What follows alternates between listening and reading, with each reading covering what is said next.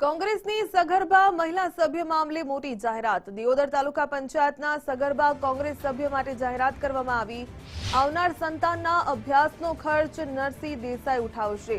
નેસડા બેઠકના કોંગ્રેસ સભ્ય નરસિંહ દેસાઈની જાહેરાત। હોળીના હૂઠ ઉત્સાહનો ખર્ચ ડીસા તાલુકા કોંગ્રેસ સમિતિ કરશે। સગર્ભા મહિલા સભ્ય પીડા વેઠી સામાન્ય સભામાં હાજર રહ્યા હતા।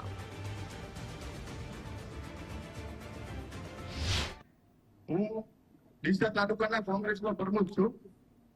આપણા નરસિંહભાઈએ જાહેરાત કરી છે, જે બેન કિંજલબેન ઠાકોર જે ડિલિવરી છે એમને, એ ડિલિવરીમાંથી દીકરો કે દીકરી જે અમને જન્મ થાય એને 1 થી કોલેજ સુધી ભણાવવાનો ખર્ચો નરસિંહભાઈ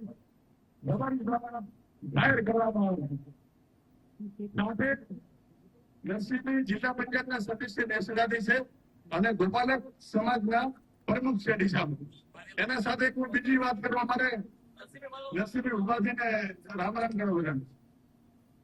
એના સિવાય બીજી વિશેષ વાત કરું કે કિંજલબેન ને દીકરો કે દીકરી જે પણ આવે ડીસા કોંગ્રેસ તરફથી બેનને ઢૂંઢ કરવા માટે મેં ડીસાના બધા કાર્યકર્તા આવશું।